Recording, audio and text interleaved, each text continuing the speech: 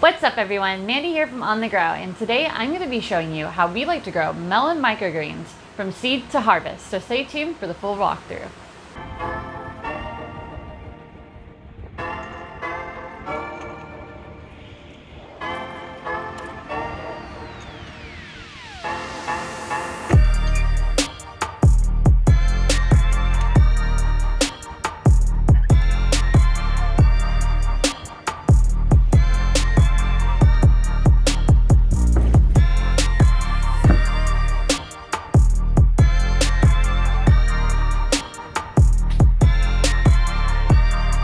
I can smell is cantaloupe right now, and it smells so good. So today we're going to be starting our walkthrough on growing cantaloupe microgreens. So I know what you may be thinking, cantaloupe, but they actually taste really good and they have a really nice scent similar to cantaloupe. So we're excited to be doing these as microgreens in our space, and today I'm going to show you how you can do that too. Very first thing you're going to need is your seed. For this, we got ours from True Leaf Market, and we are using the Melon Cantaloupe Hale's Best Jumbo Organic variety. And for this, you're also going to need a scale or some way of measuring it. So this time I'm not using the tablespoons because we are using 50 grams of the seed, and it takes a lot of tablespoons to do that. So we're just going to simply turn our scale on, and we're going to pour straight from the bag. All right, so we are at 50 grams. On a measuring cup, we are at the half cup mark. So first, we are going to need one tray at the very bottom, and this one's going to have absolutely no holes. This will be used to house our bottom watering whenever we get to that point. But for now, let's move on to the next ones. So for your next tray, you're going to need a tray that has some form of slits or holes in it. This will sit into your bottom tray where the bottom water is going to be held, and the medium will actually pull the water through, and it will allow the plants to get the water that they need. And then lastly, you're going to need your top tray. So for your top tray, this has absolutely no holes in it, and we are going to use that to put the weight on top of the plants and to flip it during germination. But for now, let's move on to the actual grow medium. So for this medium today, I'm going to be using Coco Coir. I like to use Coco Coir because I get really great results with it, but you can also use soil or other mediums of your choice. So now what we're going to do is we're going to come over here to the Coco Coir. So what you want to do is scoop some into here. We're not going to use too much because we are going to put a layer of cocoa on top of the seed.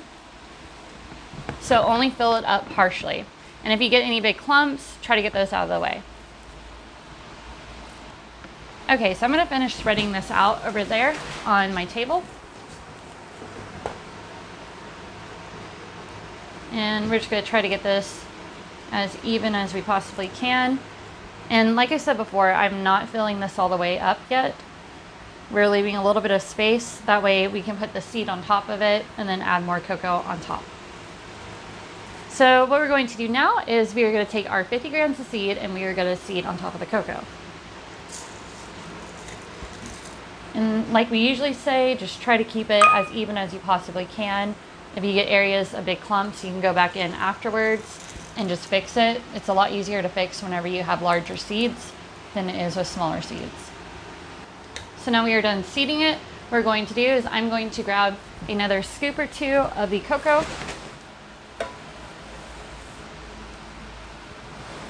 Having this little scooper really helps a lot. So let's go ahead and get the little clump.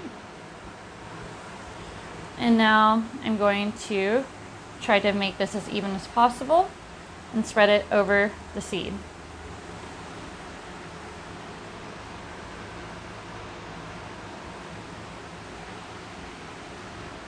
Okay.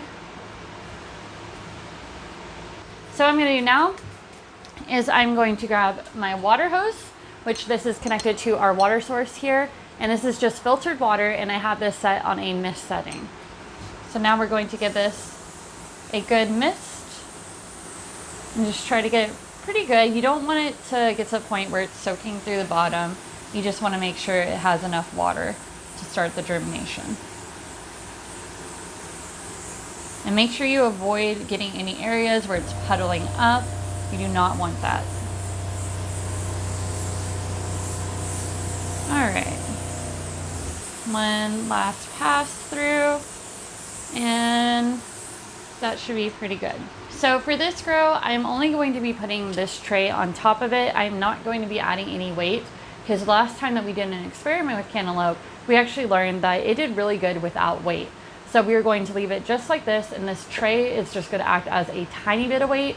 So for now, I'm going to put this on the shelf, and later tonight, I'm going to come back out. I'm going to double check that. I'm going to give it another mist, and I'll see you tomorrow.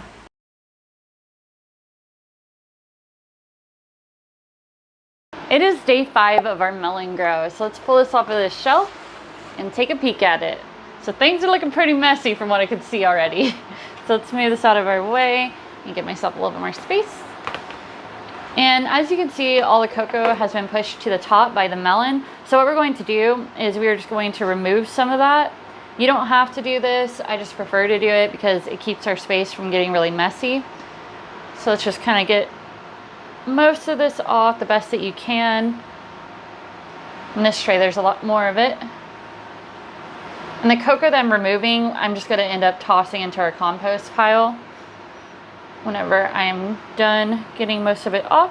Just kind of agitate that a little bit so that way they can break through. And it looks like we don't have any seed holes except for like 2 or 3, which is perfect. Those should come right off as the plant grows. Okay. So now what we are going to do is we are going to take our mister, and we're just going to try to knock off some of that cocoa that you see on there, so that way as it grows we don't have to worry so much about it getting all over the end product. The hose has been cracking me up today because it's been making a weird noise. Okay, so that knocked off some of it. We'll do that throughout the next process over the next few days, and that way we can continue to knock that off. But we're actually going to introduce this into the light today, and that means we're going to be bottom watering it. So I'm going to go ahead and get 1 cup of the ocean solution. And okay.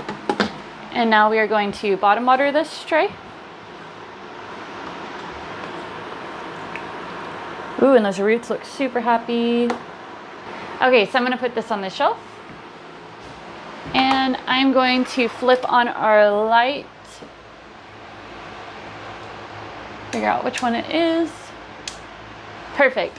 And I will come back out tonight, give it probably another cup of water, give the top a nice mist, and I'll see you tomorrow. It is day 6 of our melon grow, and I actually didn't even recognize it. That's how beautiful this is looking right now. So something that you'll notice is on the leaves here, there's like little remnants of stuff that came from the seed. You don't need to worry about that. It will go away on its own, and it doesn't affect the flavor or anything. And also, since there's a little bit of cocoa still stuck onto the plant, I just like to kind of do this a little bit and try to shimmy it off a little bit. You might not get all of it, but it just kind of helps it knock down to the bottom. And when you do that, you're going to immediately smell a beautiful cantaloupe aroma that is just making me want cantaloupe so bad. But these are not quite ready yet. So what we're going to do today is we're going to give it 1 cup of the ocean solution water mixture, and we're going to bottom water that. Ooh, and those roots look beautiful. Okay, so what I'm going to do is just kind of move it around a little bit. So what I'm going to do now is I'm going to put this on the shelf. Later tonight, I'm going to come back out, give it another cup of water, and I will see you tomorrow. And today is, whoop. Today is day 8 of our melon grow. So let's pull it off the shelf and take a peek at it. So today is actually going to be our harvest day, as you can tell by my supplies over here. And the reason why is because we noticed that the true leaves are starting to come through, so we decided to do a taste test on it, because whenever you aren't sure of when to harvest your crop, one of the best things to do is just to simply take one out, taste it, and just check the flavor, because you never know, it could be getting bitter or it could lose that sweetness, and tasting it is a great way to figure out if you should continue to grow it for an extra amount of time.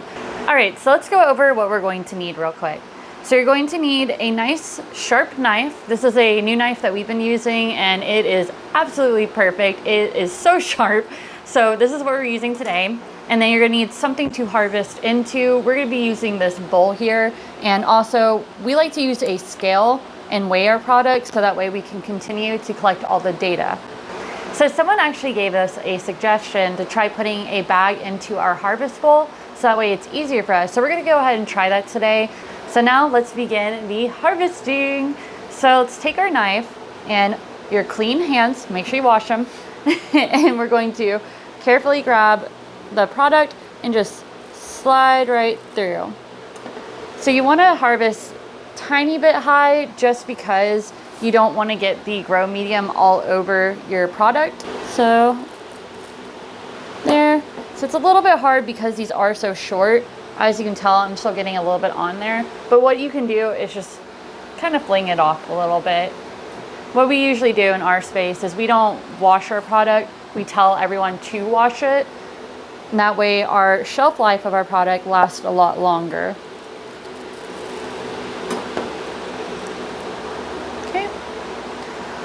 So another thing is I like to keep a clean towel nearby so that way if I do get stuff on my knife, I can just wipe it right off throughout the harvesting process. So right away, all I can smell is cantaloupe right now, and it smells so good. I'm really, really, really excited. It has such a sweet, nice aroma. Oh, so pretty. Oh my God, that smell.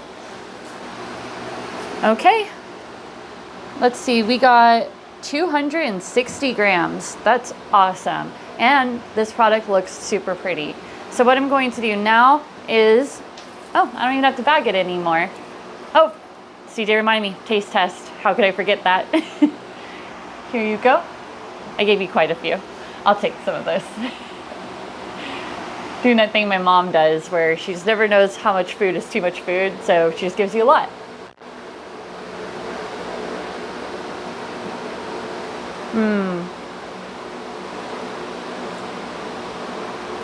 That's good. So we don't have to bag it because of this awesome suggestion. Okay, so now on to the very last thing.